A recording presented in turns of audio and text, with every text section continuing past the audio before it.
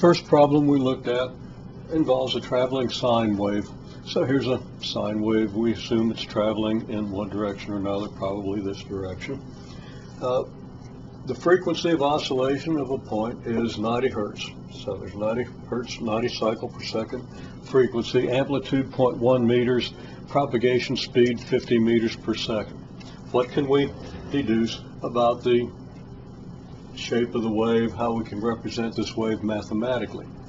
Well, in the first place, let's assume that the x equals 0 point is here, and this point is free to move. Matter of fact, this point is being driven in simple harmonic motion, so that the simple harmonic motion propagates at the propagation speed 50 centimeters per second along the x-axis.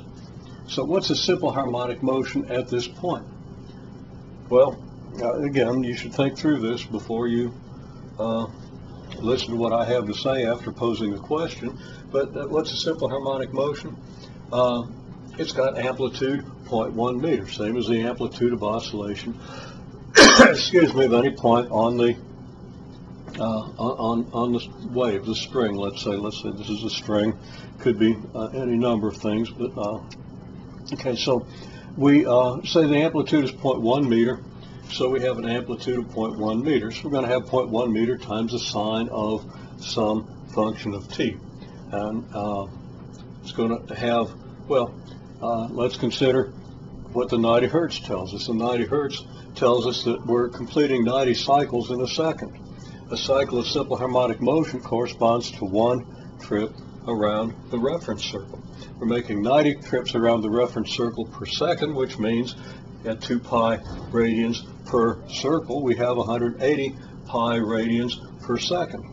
So that when we set up this equation, first of all, we have y equals 0.1 meter times the sine of omega t, which is 0.1 meter times the sine of 180 pi t, and the 180 pi is in radians per second.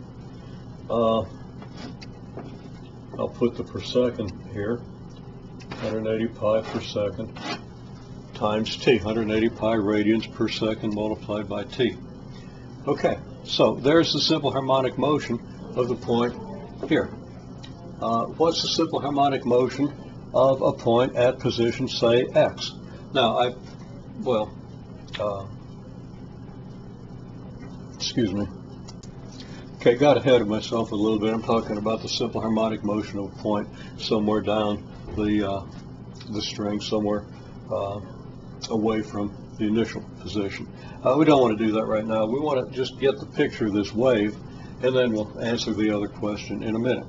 So, in order to get the picture of this wave, of course you can see where I've labeled lambda equals 5/9 of a meter, 0.56 centimeters. What we want is the wavelength. We want to put a scale on this, and one way to do that is to find the wavelength. Well, how did I find this 5/9 of a meter?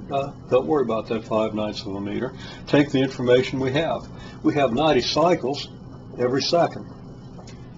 The wave propagates at 50 meters every second, which means that 90 cycles will be spread out over 50 meters, so that we'll have 5/9 of a meter for every cycle. Okay?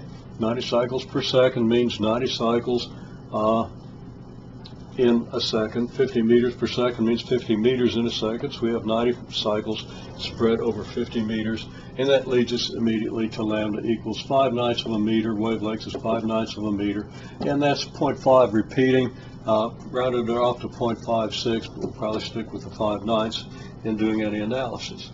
Now, the question arises, at x equals 6.7 meters, what's the equation of motion of the point at 6.7 meters? Somewhere down here. It's also undergoing simple harmonic motion, but that simple harmonic motion doesn't start until the disturbance gets from here to here. So what it turns out is we're going to have a time delay as the disturbance moves from here to here. But before it starts here, there's a time delay, and that time delay will continue. The point here will do whatever the point here did a certain time earlier. Now we make a simple calculation 6.70 meters is 6.70 meters divided by 5/9 of a meter per wavelength. And I did that in my head and got 12.6 wavelengths. Richard went and did that and got 12.06 wavelengths. And 6.7 times 9 is 56, and 6.3, which is 62.3, divided by 5, multiplying by 62.3, I still get, oh, okay. Well, anyhow, we get a certain number of wavelengths here.